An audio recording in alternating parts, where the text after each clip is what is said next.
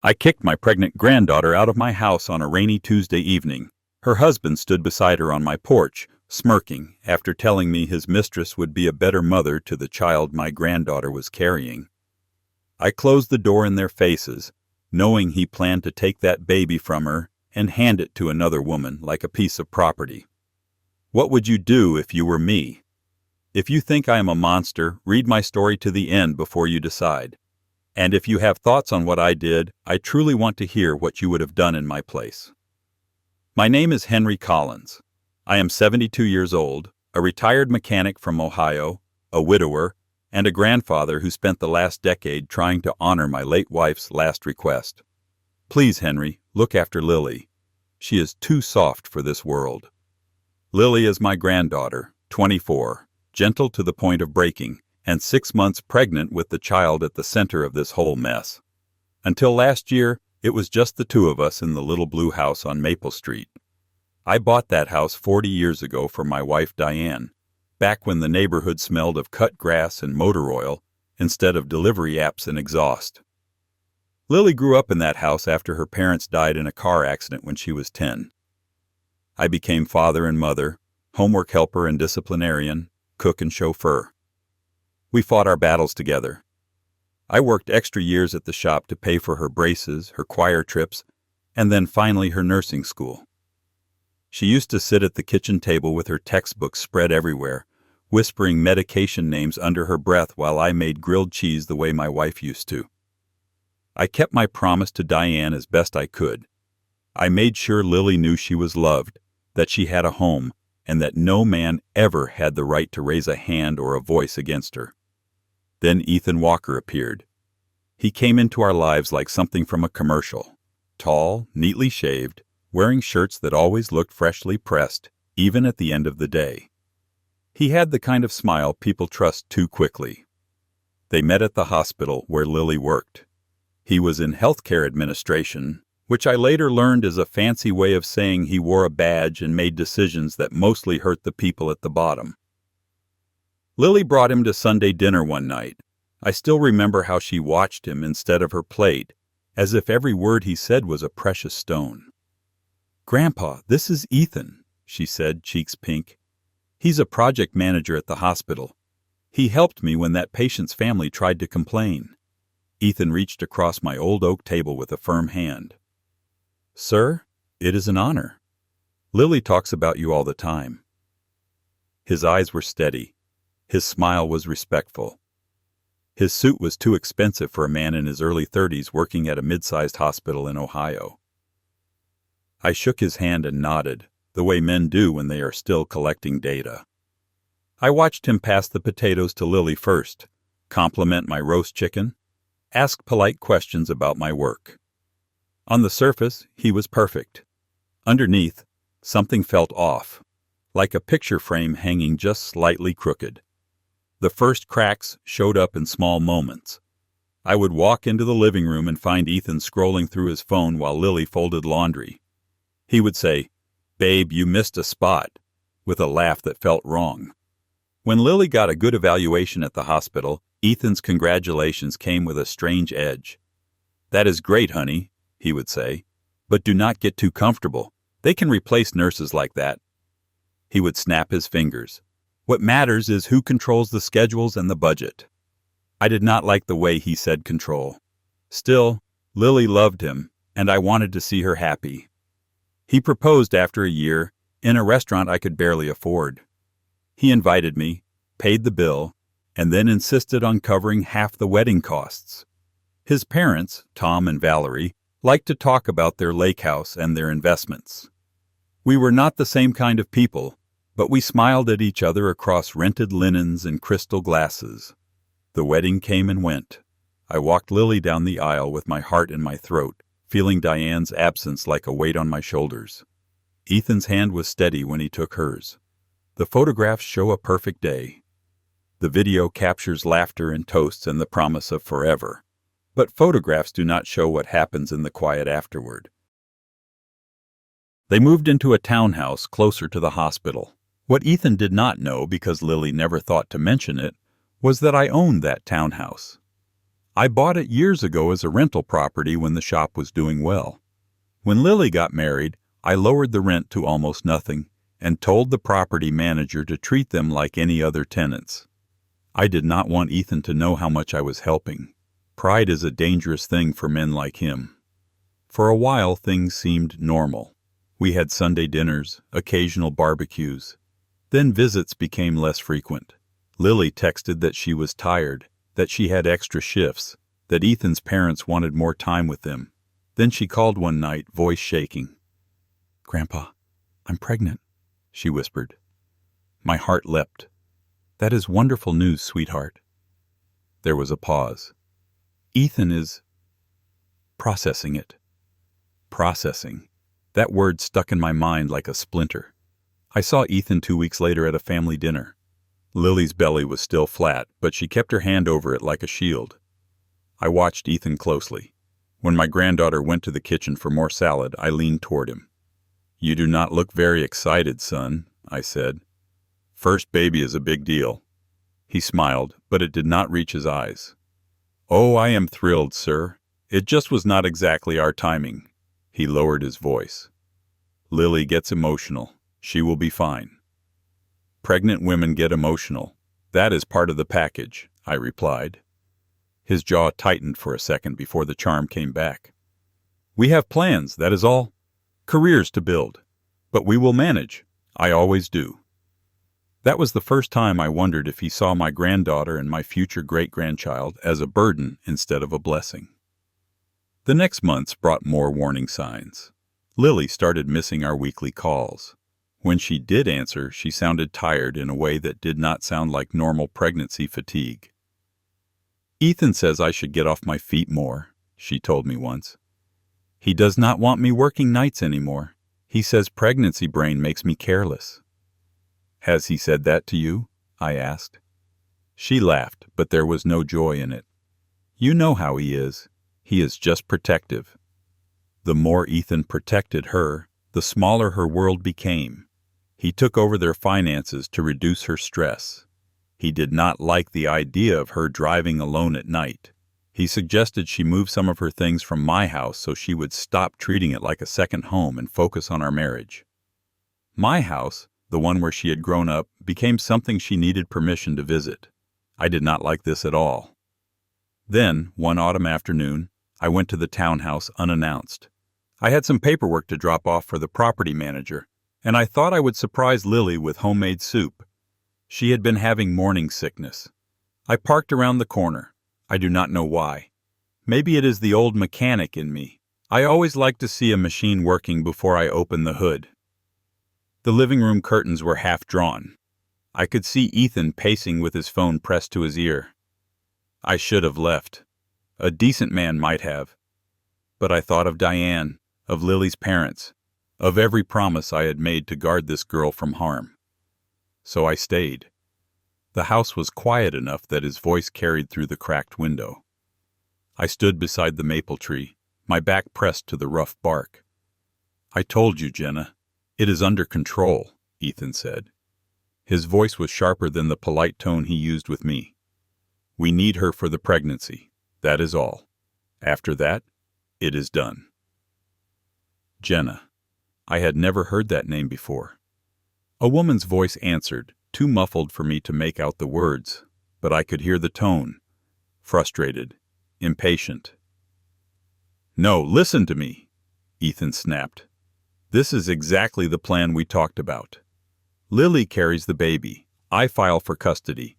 We claim she is unstable, overwhelmed, maybe even a danger to herself and the child. You know how courts are with mental health issues." My stomach turned to ice. "She is already emotional," he continued. "We will keep a record. I have texts, voicemails, little things. I will talk to my parents. They know people. We get full custody, and then—" He paused, and I heard him laugh softly.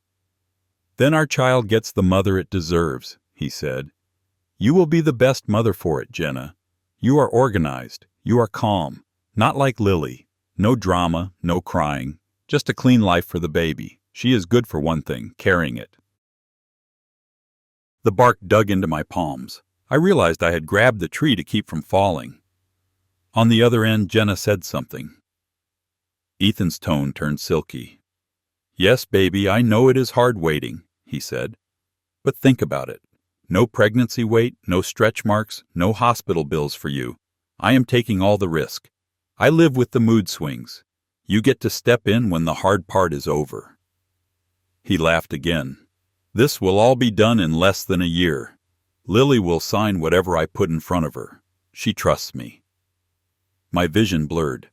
I reached for my phone with shaking hands, thumb fumbling for the record button. I caught the last part of the conversation, Ethan's voice casual and cold. "If her grandfather interferes, we will handle him," he said. "Old men fall apart all the time. A doctor's note here, a concern there. We can get him out of the picture if we have to." I stopped the recording and stepped back, careful not to make a sound. I drove home in silence. The soup sloshed in its container on the passenger seat. I could not bring myself to drop it off at the door. I needed to think. That night, Lily called me, excited. "Grandpa, we had our ultrasound. It is a girl. A granddaughter. Another soft life in a hard world." My throat closed. "She will be beautiful," I said, "like her mother." "Ethan says we should start planning guardianship papers," she added casually, "in case something happens to us. His parents offered to be backup guardians. Is that not thoughtful?" Guardianship. His parents. Everything clicked into place like gears in an engine. "Sweetheart," I said carefully, "do not sign anything without me looking at it. Please, humor an old man." She hesitated. "Grandpa, Ethan is just trying to be responsible." "So am I," I answered. "Promise me." She sighed. "Fine, I promise." I hung up and stared at the framed photo on my mantel. Diane looked back, smiling, Lily at 5 years old in her lap. I felt like I was drowning. I took the next few days to gather myself. I copied the recording to a thumb drive and hid it in my desk. I went to the library, read about custody laws, guardianship, and mental health evaluations. I made an appointment with an attorney, a woman named Patricia Gomez, recommended by a friend who had gone through a messy divorce. Patricia listened to the recording with a face that got tighter and tighter. "This is bad," she said. "He is clearly planning to build a case against your granddaughter. Emotional instability, maybe postpartum depression. If he gets her to sign anything giving him primary custody or naming his parents, and if he has money and influence at the hospital and in town, he might pull it off." "What can I do?" I asked. My voice sounded small in that polished office. "First, get her away from him," Patricia said. "Physically and legally. She needs to be somewhere safe, with someone who will not let him manipulate her. Second, we document everything. Third, we do not let her sign a single piece of paper without counsel. And fourth," she looked at me steadily, "we do not show our hand until it is too late for him to adjust his strategy." I thought about the girl who used to fall asleep on my shoulder during thunderstorms. I thought about Ethan's voice saying, "We need her for the pregnancy, that is all." "I will do whatever it takes," I said. And that is how my plan began. For a while I kept my distance, as much as it tore me up inside. I needed Ethan confident. I needed him to let his guard down. I started playing the part of the aging, slightly confused grandfather. I forgot small details in conversations with him on purpose. I asked him to repeat things. I made a show of rubbing my temples as if I had headaches. He started looking at me like a man sizing up a broken fence, measuring how easy it would be to push through. Lily did not see it. Love makes some people sharper. For my granddaughter, it made her blind. Then one Sunday they came over for dinner at my house. Lily's pregnancy was showing. She wore one of Diane's old cardigans, the one with the pearl buttons. Ethan walked in without knocking, already talking. "Sir, we were thinking," he began, "maybe it is time Lily and I have a little more space. You know, start our own traditions. We might not be able to make Sunday dinners as often." Lily shot him a quick, anxious glance. "Ethan, we talked about—" He squeezed her arm lightly, a warning disguised as a caress. "We will still visit, of course, just not every week. We need to focus on our new family." My blood boiled, but I kept my face calm. I served the roast, passed the salad, asked about the hospital. After dessert, Ethan pulled a stack of papers from his briefcase. "Since we are all here," he said, "these are the guardianship documents we mentioned. Standard stuff. Naming my parents as emergency guardians for the baby in case anything happens to us." He slid them toward Lily. Then, as an afterthought, he added, "And a clause about medical decision-making for Lily if she has complications." Patricia had warned me something like this was coming. My heart pounded, but my voice stayed even. "Let me see those," I said. Ethan hesitated for a fraction of a second before smiling. "Of course. We want your blessing." I took the stack and skimmed it. It was worse than I expected. Buried in dense legal language was a provision that gave Ethan's parents significant say over Lily's medical care and the baby's custody in the event of mental or emotional incapacity. The language was broad enough to drive a truck through. "This is a lot of words," I said, folding the papers. "I cannot read the small print without my glasses. Leave them here. I will look them over when my eyes are not so tired." Ethan's jaw tensed. His smile faltered. "It is really just a formality, sir." "Then there is no harm in waiting a few days," I answered. "You would not want us to sign something we do not understand." Lily looked between us, torn. "Ethan, we can sign later," she said gently. He forced a laugh. "Of course. No rush." But I saw it in his eyes. Irritation. Calculation. That night he called me. "Sir, I hope you did not get the wrong impression," he said. "I am just trying to do the responsible thing." "Responsible men do not push pregnant women to sign legal documents at a dinner table," I replied. There was a long pause. Then he said coldly, "You are making this harder than it needs to be." "Good," I said. "Maybe it should be hard to strip a mother of her child." He hung up. 2 days later, Lily showed up at my house alone. Her face was blotchy from crying. "Grandpa, what did you say to Ethan?" she asked. "He is upset. He says you do not trust him, that you think he is trying to steal our baby." I held her shoulders gently. "Because he is, Lily." She pulled away like I had slapped her. "Do not say that." I led her to the kitchen table, the same table where I had taught her to write her name. I played part of the recording from the townhouse. Not all of it, just enough. Ethan's voice saying, "We need her for the pregnancy. That is all. You will be the best mother for it, Jenna." Lily's face went white. Her hand flew to her mouth. "That is not him," she whispered. "That cannot be him." "It is," I said softly. "I am sorry." She shook her head violently. "He loves me. He has been stressed. People say things they do not mean when they are upset." "Lily, he is making plans with another woman," I said. "Plans to take your child and give it to her." She stood up so quickly her chair scraped back. "Stop it. Just stop. You do not like him, so you twist everything. You cannot stand that I have my own life now." I felt that like a knife. "I have lived my entire life for you," I said quietly. "But if the price of your independence is losing your child to that man, it is too high." Tears streamed down her face. "You are trying to turn me against my husband." "I am trying to keep you alive and with your baby," I answered. She grabbed her coat. "I cannot do this right now. Ethan was right. You are getting paranoid. Maybe you are not well." The words landed exactly where Ethan wanted them to. She left before I could respond, the door slamming behind her. That was the night I knew talk would not be enough. I would not convince her with words. Love had wrapped itself around her throat. I needed to remove her from his control, whether she understood it or not. And that meant becoming the villain in her story, at least for a while. I waited for my chance. It came sooner than I expected. A week later, Lily called. Her voice was small. "Grandpa, Ethan says we should move in with you for a while. The townhouse needs some repairs, and he wants to save money before the baby comes. Is that okay?"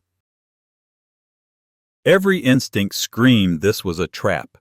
Ethan wanted into my house, into my life, closer to my routines, my habits, my finances. Still, I said yes, because bringing them into my territory meant I could control more pieces of the board. They arrived on a rainy Tuesday evening. Lily carried a small suitcase.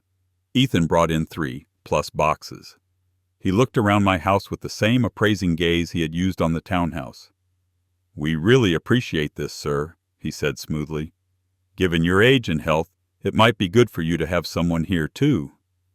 "My age and health are my business," I replied. "Your marriage is yours. As long as my granddaughter and great-grandchild are safe under my roof, we will not have problems." His eyes flickered. For a moment I saw the man from the recording, not the polished charmer. That night I lay awake in my bedroom listening. Old houses talk at night. Wood pops. Pipes sigh. Footsteps creak. Around midnight I heard the soft murmur of Ethan's voice in the hallway. "Just wait, Jenna," he whispered into his phone. "Living here will make everything easier. The old man can barely keep track of his own pills. This will give us more leverage if we need to show he is not capable." I stared at the ceiling, muscles tense. He was not just coming for Lily. He was coming for me, too. The next day I went to Patricia.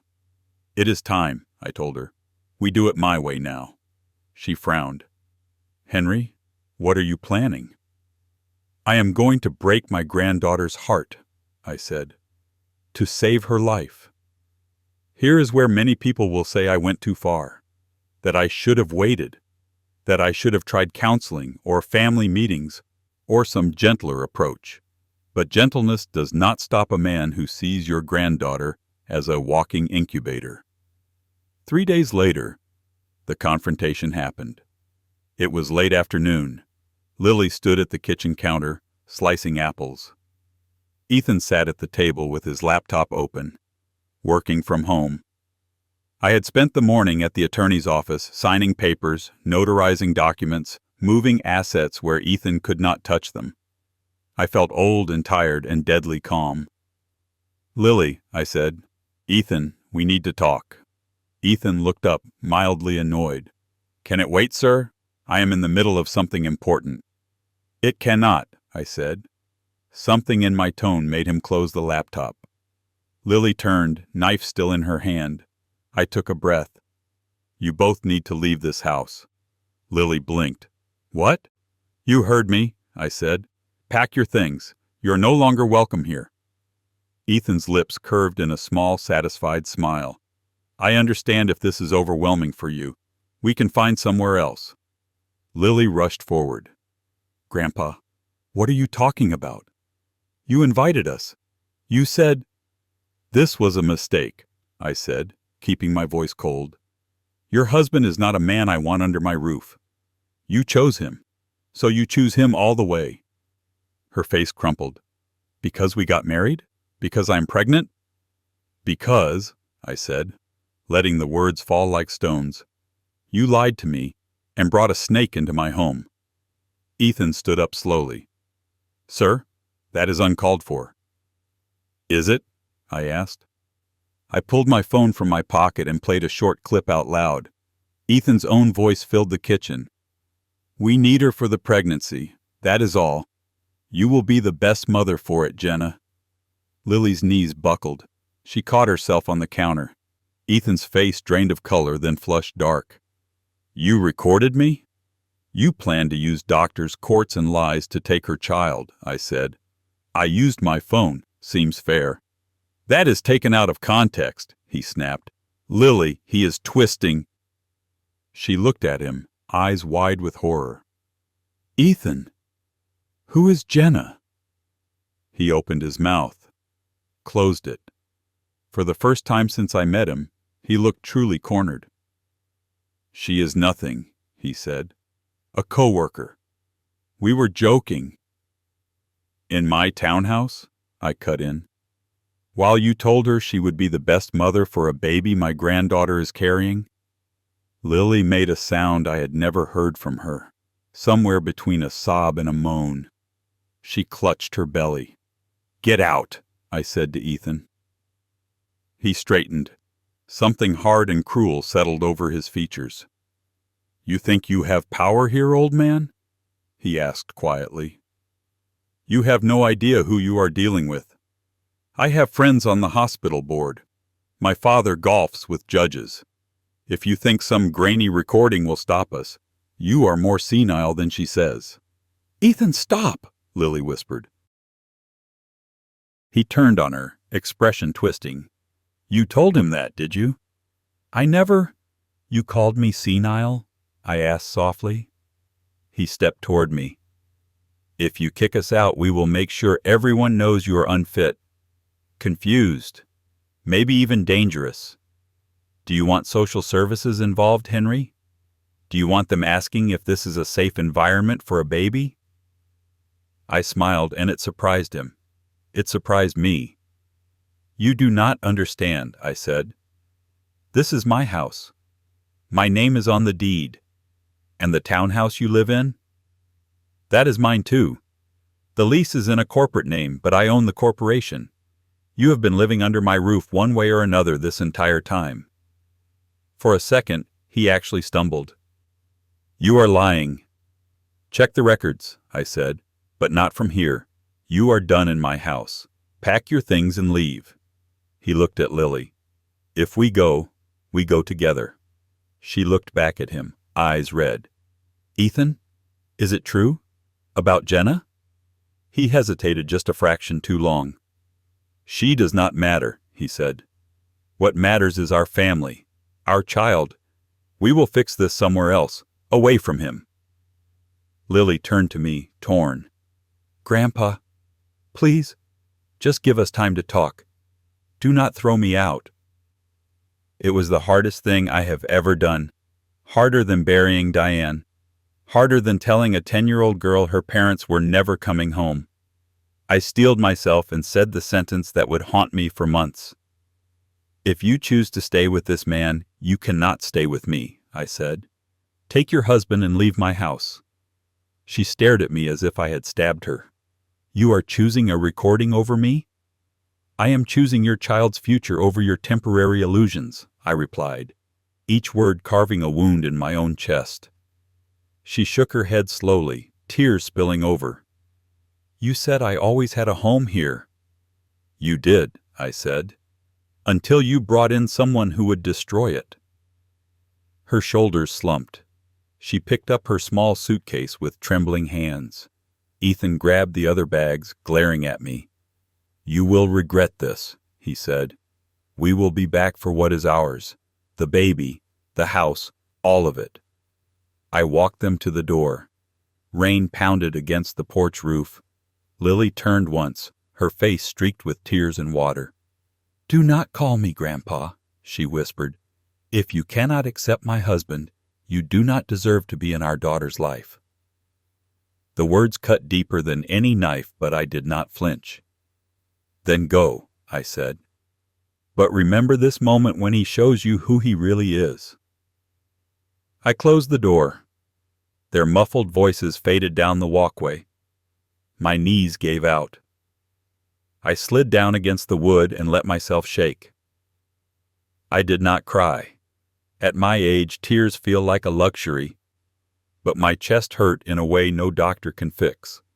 That is the scene everyone in my family will remember. The old man who kicked his pregnant granddaughter out into the rain. Not the recording, not the plan, just that single, terrible choice. What none of them saw was what I did next.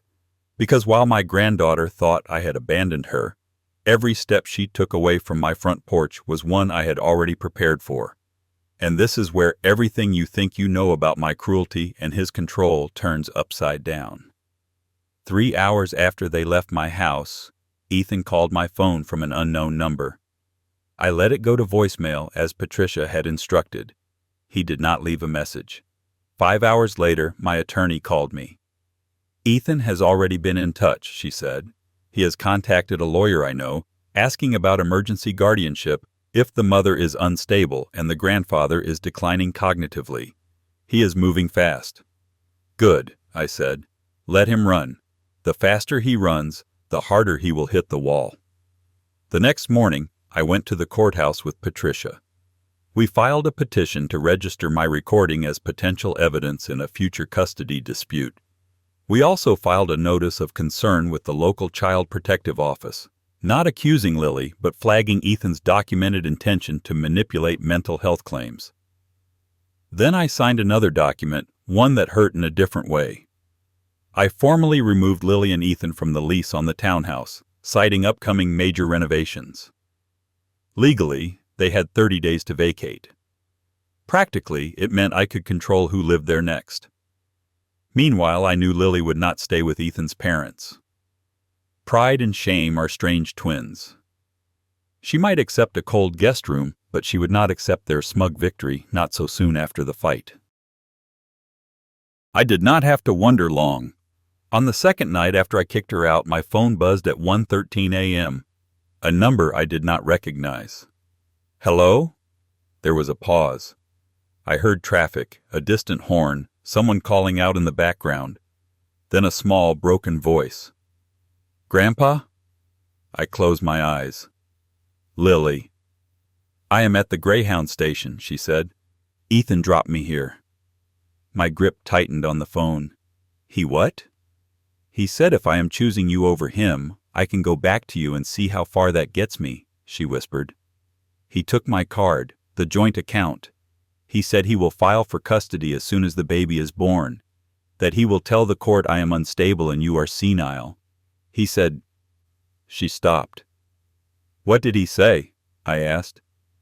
He said his mistress will be a better mother for our daughter than I could ever be, she choked. That the baby deserves a mother who is not emotionally damaged by a pathetic old man. For a moment I saw red, not metaphorically. It felt like blood rushing over my vision. Where exactly are you? I asked. Downtown Terminal, she said. I did not know who else to call. You did the right thing, I said. Sit on a bench, do not talk to anyone. I am coming to get you. She sniffled. I thought you did not want me anymore. I never stopped wanting you, I said, already grabbing my keys. I needed him to think I did. There was a long silence. What do you mean? I will explain when I get there, I said. For now, do you trust me enough to wait? Another pause. Then softly, yes. I drove faster than I should have, hands steady on the wheel. Rain streaked the windshield. Streetlights flashed by like heartbeat monitors. Lily sat on a metal bench in the bus station, arms around her belly, a small overnight bag at her feet. Her face was swollen from crying. When she saw me, she stood and crumpled into my arms, sobbing. I am so sorry, she whispered over and over. I am so sorry, Grandpa. I held her tightly, feeling the small life between us, the last piece of my daughter and my wife and my own future. You have nothing to apologize for, I said. You loved the wrong man. That is his sin, not yours. We drove not to my house, but to a small apartment across town that Patricia had arranged. Why are we here? Lily asked as we pulled into the underground garage. Because, I said, if Ethan thinks you are with me, he will know where to look. I want him searching the wrong place while we pull the rug out from under him. The apartment was modest but clean. 2 bedrooms, a small kitchen. It smelled of fresh paint and hope. I cannot afford this, she whispered. I can, I said. And before you argue, remember that I own a townhouse you did not know about, and I have been preparing for something like this since the day your parents died. I will not live forever. Someone has to use that money for something other than golf and cruises. Lily sank onto the couch, one hand on her belly, the other covering her eyes. I thought you hated me, she whispered. I sat across from her. Do you really think I would throw my pregnant granddaughter into the street without a plan? Her shoulders shook. I do not know what to think. So I told her everything. About the recording, about the attorney, about the guardianship documents, about my conversation with Patricia, about the fake eviction from my house. You kicked me out so he would show his real face, she said slowly. Yes, I answered. I needed him to think you had nowhere else to go but him and his parents. Predators get careless when they think their prey is cornered. What if he had not dropped me at the bus station? She asked. What if he had convinced me to stay? Then we would have tried a different angle, I said. But I knew one thing for certain. A man who talks about you the way he did, who makes plans like he did, would not react well to being challenged. He would either tighten his grip or throw you away. Either way, he would show his true self. She looked at me through tears. You gambled with my life. I did not look away. Yes, I did. Because he was gambling with your child's life, and he had more pieces on the board. I had to change the game. Silence stretched between us, heavy but alive. Do you hate me for it? I asked quietly. She looked down at her belly, then back at me. I do not know yet, she said honestly. But I know I am not ready to give my baby to his mistress. That is enough for now, I said. The next weeks were a blur of appointments and paperwork. Patricia filed for a protective order against Ethan, citing his threats and the recording. We moved Lily's prenatal care to a different clinic in another town. I transferred the townhouse to a trust named in Lily's benefit, placing it beyond Ethan's reach. We also arranged something else, a quiet meeting with a detective who specialized in financial crimes. Ethan had been so busy planning to steal a child, he had gotten sloppy with money. Bank statements showed unusual transfers from Lily and Ethan's joint account to one J. Matthews. Ethan had opened a credit card in Lily's name, signed her digital signature, and racked up charges for jewelry, hotels, and consulting services. Fraud, identity theft, enough to interest law enforcement. Meanwhile, Ethan launched his own attack just as we expected. He filed a complaint claiming that Lily had disappeared with their unborn child, that her unstable grandfather had likely influenced her to flee. He requested an emergency hearing for partial custody at birth and a mental health evaluation for Lily. He also tried to enter my house while I was picking up groceries. My neighbor called me when she saw him rattling the back door, shouting into his phone. Sir, your son-in-law, or whatever he is on your porch yelling about his property, Mrs. Henderson said. Do you want me to call the police? Yes, I replied. Tell them you see an intruder trying to break into an elderly man's home. By the time I turned onto Maple Street, 2 patrol cars were parked out front. Ethan stood on the sidewalk, red-faced, arguing with an officer. This house belongs to my wife's family, he snapped. I have a right. You have the right to remain where you are, the officer interrupted, until we verify ownership. I walked up slowly, letting my age and gray hair do some of the talking. Is there a problem, officer? Are you Henry Collins? The officer asked. Yes. He handed me a tablet. Is this your property? I looked at the county records page. My name was clearly listed on the deed. The officer turned the screen toward Ethan. Looks like it belongs to Mr. Collins, he said. And he is not pressing charges today, so consider this a warning. Do not come back without an invitation. Ethan glared at me with pure hatred. You think this is over? I know it is not, I said. See you in court. He laughed. You will not be able to follow the proceedings, old man. You can barely keep your facts straight. When the judge hears about your little stunt with Lily, he will see you are unfit. That is the thing about judges, I replied. They like evidence. His eyes narrowed. What evidence? I smiled and walked past him up my steps. You will find out. For the first time since I met him, I saw something new flicker in his gaze. Not contempt, not calculation. Fear. The hearing came quicker than any of us expected. A Friday morning in a bland courtroom with beige walls and humming fluorescent lights.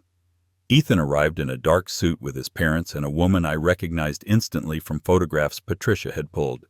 Jenna Matthews. She kept her head down, though from time to time her eyes darted to Lily's belly. Lily sat beside me, hands clasped tightly in her lap. Patricia arranged her files neatly. I tried to read the judge's face and failed. I had spent my life reading engines and people. Judges are their own category. Ethan's attorney went first. He painted a picture of a devoted husband abandoned by his unstable, pregnant wife under the influence of a confused, declining grandfather. He used words like concerning behavior and irrational decisions. He suggested that Lily might have postpartum depression and that advanced planning for custody would be prudent. Then it was our turn. Patricia stood. Her voice was calm but carried steel. "Your Honor," she began, "my client has been the victim of emotional manipulation, financial fraud, and a planned attempt to strip her of her parental rights before her child is even born." The judge raised an eyebrow. "That is a serious accusation, Ms. Gomez." "It is," she agreed, "which is why we brought receipts." She handed the clerk a file and a thumb drive. Exhibit A, an audio recording of Mr. Ethan Walker discussing with his mistress, Ms. Jenna Matthews, his plan to use fabricated concerns about Ms. Collins's mental health to obtain full custody of the child. In his own words, he states that he needs Ms. Collins for the pregnancy and intends to give the child to Ms. Matthews to raise. Jenna flinched. Ethan's attorney objected on grounds of privacy. The judge overruled him. The recording played in the quiet courtroom. Ethan's voice filled the air. "We need her for the pregnancy. That is all. You will be the best mother for it, Jenna. We can get him out of the picture if we have to. Old men fall apart all the time." No amount of suit fabric could cover the naked cruelty in those sentences. The judge's face darkened. "Mr. Walker, is this your voice?" Ethan swallowed. "It is edited, taken out of context." "Context?" the judge repeated slowly. "Please provide the context in which saying you need your wife for the pregnancy, that is all, and that your mistress will be the best mother for the child would be acceptable." Ethan's attorney tried to intervene, but the damage was done. Patricia moved to Exhibit B, bank records showing unauthorized transactions under Lily's name. Exhibit C, the guardianship documents Ethan had tried to push at my kitchen table, with flagged sections highlighting how broadly mental incapacity was defined. "Your Honor," she said, "if this is how Mr. Walker behaves before the child is born, imagine what he will do afterward. He is laying the groundwork to erase the mother from the child's life." Ethan's attorney sputtered. "This is character assassination." "No," Patricia replied calmly. "This is evidence." When it was my turn to testify, my legs shook, but my voice did not. I told the court how I had raised Lily, how I had listened at the townhouse window, how I had confronted Ethan, and yes, how I had kicked my granddaughter out of my house. "You admit that?" the opposing attorney pounced. "You admit you forced a pregnant woman to leave your home?" "Yes," I said. The courtroom rustled. I did it because I needed him to show his true face. I knew if I stood between him and Lily, he would play nice. If I stepped aside, even cruelly, he would treat her the way he really saw her. And you saw the result. He abandoned her at a bus station at 1 a.m, with no money, and told her his mistress would be a better mother to their child. My cruelty lasted hours. His would have lasted a lifetime. The judge watched me for a long moment. "Mr. Collins, that was an extreme tactic." "Yes," I said. "Sometimes you have to burn a field to kill the weeds." "I did not do it lightly. I did it because I am old. I will not be here forever. And I will not leave my granddaughter and great-grandchild at the mercy of a man like that." Silence settled over the courtroom. In the end, the judge issued a temporary protective order granting Lily sole medical decision-making authority and denying Ethan any say over the birth. He ordered a full investigation into Ethan's financial dealings and required supervised visitation only after the child was born, contingent on the outcome. "I will not allow this court to be used as a weapon in a custody heist based on manufactured mental health claims," he said firmly. Ethan's face twisted with rage. His parents looked stunned. Jenna stared straight ahead, hands clenched in her lap. Outside the courtroom, reporters waited. Patricia shielded Lily as best she could, but word travels fast in small cities. That was the legal side of my revenge. The part people can see in documents and case files. The personal side came later. When the hospital board learned that Ethan had been planning to manipulate medical records and exploit his position to influence psychological evaluations, they launched their own inquiry. The detective we had spoken to shared his statements about knowing people and controlling outcomes with the compliance office. Within weeks, Ethan was placed on unpaid leave. Shortly after, he was terminated for violating ethics policies and misusing confidential information. His father's law firm quietly distanced itself from the case when the charges of fraud and identity theft landed on a prosecutor's desk. Wealthy families can swallow a lot, but stealing from your pregnant wife and trying to traffic your own child into the arms of a mistress was apparently a line even they would not cross in public. As for Jenna, once confronted with the full picture, the recordings, the court findings, the possibility of being named in a fraud case, she folded quickly. She gave a sworn statement detailing Ethan's plans in exchange for leniency. In the months that followed, Lily stayed in the small apartment. I spent my days driving her to appointments, cooking bland food when her heartburn flared, assembling a crib with older, slower hands. Some evenings she sat in silence, staring at the ultrasound pictures on the fridge. "Do you hate me for what I did?" I asked her one night when the TV flickered quietly in the background and the city lights glowed outside. She considered this carefully, as she always does. "I hated you that night," she said. "When you closed the door. I have never felt so alone." I nodded. "I know. But when Ethan left me at the bus station," she continued, "I realized something. You pushed me away in front of him. He pushed me away when he thought no one else was watching. One of those things hurt me. The other one almost destroyed me. They are not the same." We sat in silence for a moment. "I wish there had been another way," I said. "So do I," she replied. "But if you had begged me to leave him, I would have stayed. I had to see his truth myself. You gave him the space to show it." When her labor started, it was long and hard. I paced the hospital waiting room like a man half my age. When they finally put my great-granddaughter in my arms, tiny and red-faced and furious at the world, I felt something in me settle. "We will not let anyone decide your fate but you and your mother," I whispered to her. "That is my promise." We named her Diane, after my wife.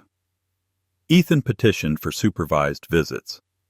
The court allowed a few at a contact center, with a social worker sitting in the corner. He tried to charm her. He brought gifts. He smiled. But babies sense things that adults ignore. Diane cried whenever he held her. Eventually, the visits dwindled. His legal troubles grew. The last I heard, Ethan had moved to another state, trying to start over under the shadow of a record that would never fully disappear. Lily and I moved back into the blue house on Maple Street. We converted Diane's old sewing room into a nursery. Every time I walk past it at night, hearing the soft whir of the baby monitor, I think of how close we came to losing her. Family members still talk about me, I know. Some say I traumatized my granddaughter. Others say I was reckless. A few quietly shake my hand at weddings and funerals and whisper, "I heard what he tried to do. You did what you had to." As for Lily, we are still rebuilding.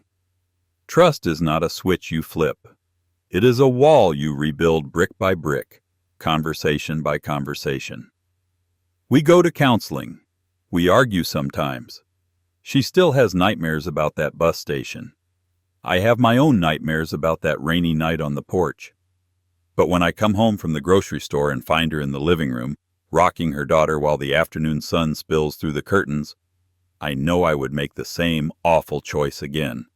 I kicked my pregnant granddaughter out of my house. I broke her heart so that her husband could not steal her child and hand her to his mistress. In the end, my cruelty lasted a few days. His would have lasted a lifetime. Was I right to do what I did?